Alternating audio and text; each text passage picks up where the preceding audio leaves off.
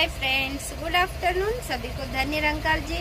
और सबने खाना खाया कि नहीं? मैंने तो अभी जस्ट खाया खाना। रोटी और सब्जी लाई थी मैं, फ्लावर और बटाना और सोयाबीन बटाटा सब डाल के मस्त टेस्टी था गाइस। भाजी खाने में घर का खाना घर का ही रहता है, चाहे जितना खा लीजिए आपको नुकसान भी नहीं करेगा।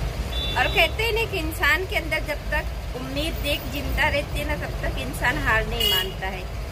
उम्मीद को हर समय जिंदा ही रखना चाहिए। थोड़ा बहुत इंसान डगमगा जरूर जाता है, पर उम्मीद जब तक आप अपने मन में सोचेंगे कि नहीं मुझे कल की नई उम्मीद के साथ जीना है, तो आप जीत के भी हार के भी जीत जाते हैं। तो इसके लिए आप कभी भी अपनी उम्मीद को छोटा मत रखिए।